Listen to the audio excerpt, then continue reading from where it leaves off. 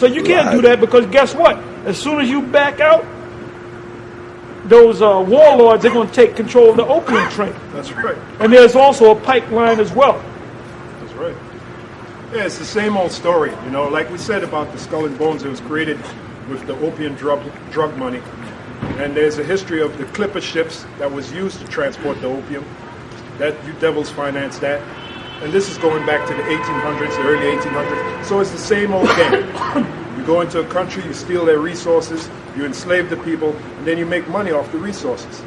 This is the same old game. But yeah, bring it out.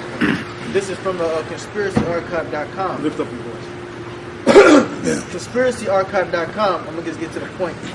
It says, in 1823, Samuel Russell established Russell and Company for the purpose of acquiring opium in Turkey and smuggling it to China. In 1823. See? What's the difference between 1823 and now? A bunch of years, but it's the same old game. It's the same old bullshit. Just play it back. It says Russell and Company merged with the Perkins. Merged with the Perkins. Go on. Syndicated. That's where are you looking?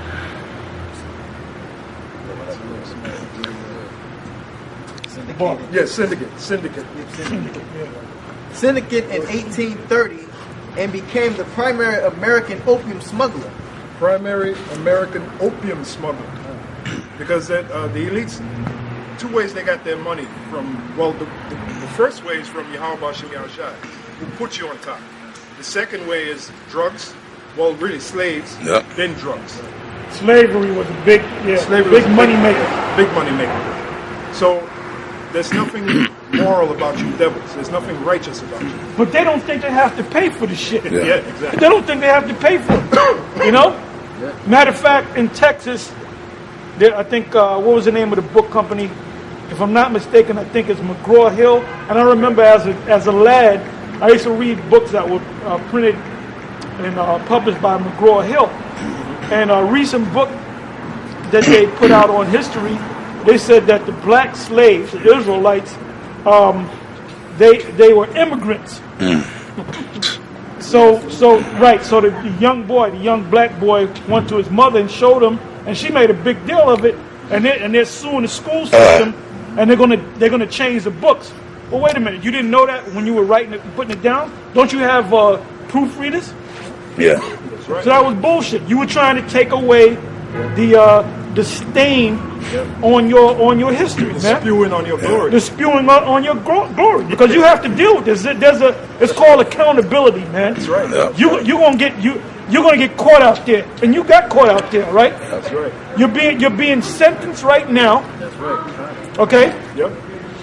You're being sentenced, and the punishment is get ready to come. Punishment's coming. Okay. They wanted to see if they could get away with it, man. Yeah. They tried to slip it in there. Well, that's the devil for you. They do things. They do things slowly, okay, until it becomes the norm. But plausible deniability is not going to work with the scriptures. It doesn't work with Yahweh Yahushua, right? Yeah, like when it comes to the Native Americans, and the argument is made by so-called Native people that you stole our land. Then what the devil do? He'll go, well, the Indians took the land from the North American Indians took it from some other people that was here. Where's the history on that? Where's the evidence? Yeah. Where's the evidence? no evidence on that. Yeah. And since you mentioned the North American Indians, it's said that in the Skull and Bone building that they possessed the skull of Geronimo. Yeah. And I read something else. That there was a couple of famous people who they possessed it said that they possessed their skulls. Now there's a lawsuit, and I don't know if it went all the way up to a certiorari up to the Supreme Court, or is it one of the lower federal courts? And they named the respondents, and one of them is two of them are the Bushes. Yeah. I think it's Daddy Bush and Baby Bush. Mm-hmm. And if you look further, Barack Obama was also named in that suit. So Barack Obama has something to do with this, even though he wasn't a Skull and Bones member. All right, but he attended. He came. He attended some of the classes. I would suppose. All right. We do know that he was set up, man. Yep.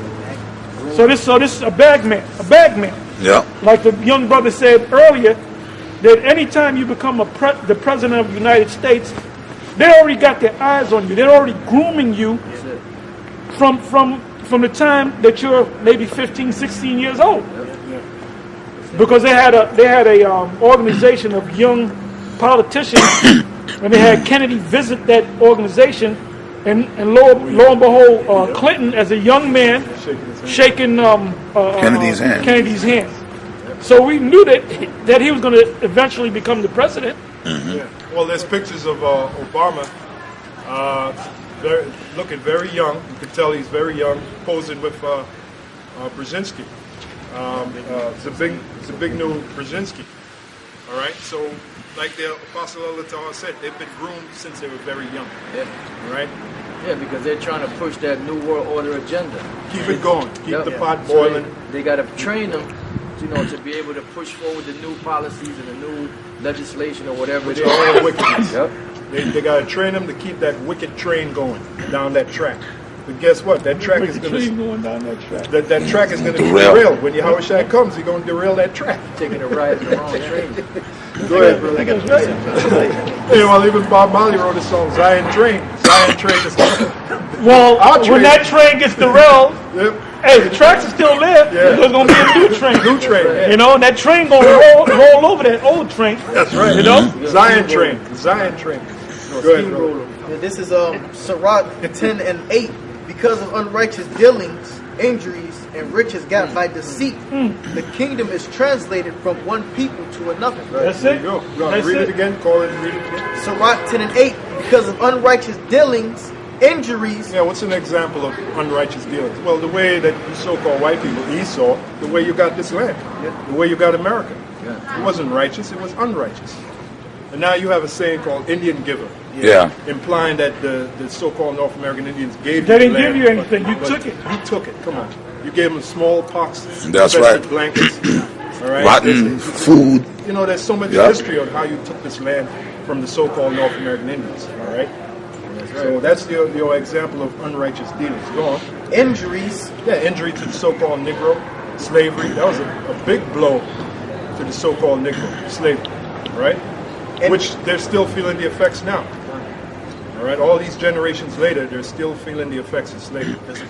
Physical and mental, especially mental. Go ahead. and riches got by deceit. Riches got by deceit. All right, the opium trade, which you use some of those riches to build a skull and bones fraternity, which we're standing here right now and condemning you to your face. How's that for irony? Go ahead, brother. The kingdom is translated from one people to another. Yeah, from you to us. That's right. Yeah, because riches are never lost. Property is never lost. It's just transferred from one person to another. Excellent. You know, the next kingdom that's coming belongs to Yahushua and to us. So that inheritance is going to be given to us because we're Right. That's joint right. heirs with Yahushua. Speaking of inheritance, this is the inheritance of, what is that, Daniel 7 and 18. You can bring that. Okay, I got you. And then there's another one, the inheritance of the saints. You got to, bring it up. Okay, this goes back to what the apostle said about telling it to your face boldly. This is Wisdom of Solomon 5 and 1. Then the righteous, then shall the righteous man stand in great boldness before. Yep. Read a little slow. There's a lot there to say. A little bit louder. Okay, then shall the righteous man stand in great boldness. Stand in great boldness. We're not sitting here. We damn sure ain't leaning. We're standing, man. Yep. All right? Even though we're full of aches and pains, Yeah. we're standing, man. Standing in great boldness in front of you devils. We're telling you, devil, you're the devil to your face, your heart. All right? Saying it right in front of the skull and bones. Yeah. Yeah. You know, we'll give Ain't it to that you, a man. trip? We'll give it to you raw. Go ahead, brother. Then shall the righteous man stand in great boldness before the face of such have afflicted him. And that's the so-called white man, Esau, Edom, all right, and all the other nations, but mainly the Edomites, Esau. Go ahead. And made no account of his labors. Yeah, even though there's a book called Black Inventions in America, In the book, it tells you all the inventions that we made that made your life comfortable. We still don't get no credit for it. Residuals. You talk about, you white boys talk about rock and roll. Yeah, rock and roll, dude. Well, who made rock and roll? All right. First of all, rock and roll was a euphemism meaning sex, to have sex. That's right. Which you stole. Right. All right. I believe you said, oh no. No, it did the door. Oh, okay. Sounded like you said, oh no. Rock and roll was a euphemism that you stole. Now you're talking about rock and roll. Rock and roll was created by so-called black people, which you so-called white people stole. Israelites. Yeah, Israelites, which you stole, you Edomites. Right? But you made no account of, you never gave us credit. Yeah. Right? Yeah, because that whole so-called rock and roll thing really started like from the blues, man. Yeah. Blues. Exactly. Those were the real roots of that. Yep. Starting off with guys like Robert Johnson, Yep. you know, Muddy Waters, Howlin' Wolf, and all them guys. It's interesting. Little Walter, Little Richard, Chuck Berry. It's interesting Yeah. you mentioned Robert Johnson. Robert Johnson, when he did his sessions, which were recorded, which we have today, which influenced a lot of, like Eric Clapton was influenced by it, all these guys. When Robert Johnson used to play, he used to play with his back to you, and he'd play facing the wall because he didn't want you to see how he plucked those. That's right. Because he didn't right. trust you. It's documented. He knew you were the devil. He knew it. with the devil. All right. Yes, he did. You can go Google it. It's documented. Well, when what's this guy, the great trumpeter I spoke about? No. This guy is more recent, 60s. Miles Davis. He wasn't no Jake. He was a Reubenite. I believe he was a Reubenite. Yeah. Because when he used to play them sessions, man, he might be in the audience, man. And I saw a film on it, man. He'd come out there looking like he wanted to bite your head off, and he'll play with a mean look on his face, and he'll put the trumpet down, walk to the back, smoke a cigarette, and come back out and play some more. Not one smile, you know. Like we today, we'll smile at practice, man. But you know what? Don't be deceived by the smile, okay? Yeah, we smile like a gator. Or we smile like a baby and bite and get ready to bite like a gator. Yeah, pit bull can smile too. Let me show you them teeth. You'll smile and It bite ain't a your smile. ass. It ain't a pleasant smile. It's a smile to get in your ass. Go ahead, bro. You're the devil, right? You so-called white people, you're the devil. Go ahead. When they see it, they shall be troubled with terrible fear. Yeah, we can see evidence of that now. A lot of these so-called white people walk by, they look at us, they look traumatized, like they've seen a ghost. All right, go ahead. And shall be amazed at the strangeness of his salvation. That's Yahweh Shai coming back and cracking the skies. All right, busting them clouds. Okay, Busting them clouds. it's going to be strange. See, polite in the black consciousness movement, you don't believe it because it's strange. Well, no, Sounds strange to you. they know it's true, but they've been paid off. They're part of that circle, inner circle, outer circle, whatever you want to call it. Yeah. Well, you They're got set up, man. That's why they're allowed to make, and that's why Polite is able to live in Beverly Hills and drive around in a that's fucking Bentley, man. that's true. All right. Yeah, he makes a living off trying to debunk the truth. Yeah. But you got Jakes out there that really, that if you tell them that, it sounds strange to them. It's like, nah, come on, man. What drug are you taking? But the scripture speaks about the strangeness of this salvation. Because it's going to be a strange thing indeed to see chariots covering the skies and people taken up. They're going to think they're watching a sci-fi movie. Well, where do you think the sci-fi movies got the concept? You got it from the Bible, from the scriptures. Even Gene Roddenberry, who created Star Trek, admitted that he got his idea from the Bible. Right? Anybody want to make? Yeah, I got something real quick. This is Zechariah chapter 11, verse 5. Whose possessors slay them and hold themselves not guilty. Made no account of his labors. First, it's a fact that the so-called black man, the Israelites, built up America. While you devils were sitting on the porch drinking mint julep. All right, the slaves were in the fields working. That's right. Breaking their back. Okay, but now you want to erase that out of the history books. Now you want to conveniently I erase keep it out looking of the at that history shit because I'm books. This thinking proves that you're the devil. Yeah, it's working. Yeah, It's working. man. But you can't erase it. You can't erase it. 5:30 you said, Slavery right? was Yeah, 5:30. Get ready to get It's already etched in the mind. Yeah, okay. That's right. Whose possessors slay them and hold themselves not guilty. That's why you try to erase it out of the history. Hold themselves not guilty. Yeah. You don't want to pay that tab. That's right. When slavery is brought up, you devils act like, well, that was 200 years ago. That was, why you guys don't forget? Live and let live. Forget. But every year you remind us of the Holocaust, the so-called Holocaust that never happened. Yeah. A fictional. Am I saying it right? A fictional event that never took place. And going back to the North American Indian thing, you damn devils, you already try to rewrite history with the whole thing with the North American Indian thing. I mean, you're doing it now with the slavery. Even back when we were children, the stories that they would try to tell us as kids, tell us that, when the Pilgrim, that little, the fairy tale story about how the Plymouth Rock and the Pilgrims came and the Indians came out and they had a big meal and had fun together and everything was all good.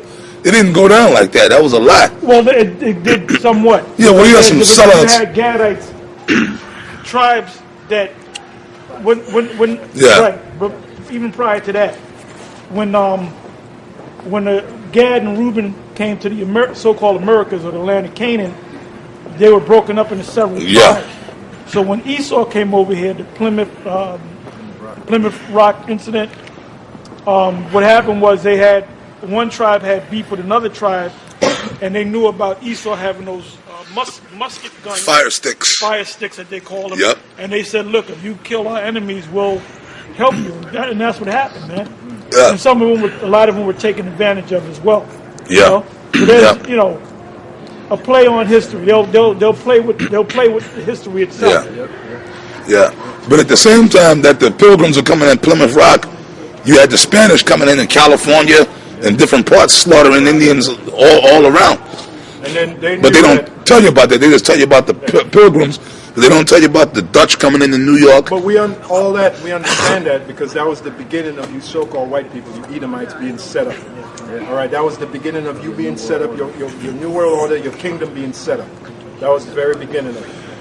And now you're still ruling, that's why earlier we made the statement, you've been ruling for about 500, almost 600 years. Yeah, that's going. That was your beginning. But now you're at the end, all right? That's why the scriptures say better is the end of a thing than the beginning. That's right. So for us, we can't wait till your end.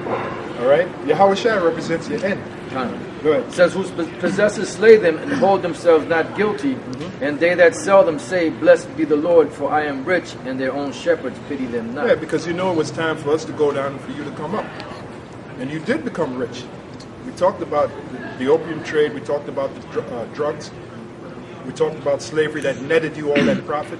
Yeah. But now you're at the end. As a matter of fact, James, the 5th chapter, beginning the 1st verse. And it's going to start with you bankers, you top elite families. You're going, don't, like in Monopoly, do not pass go. No, how's it go?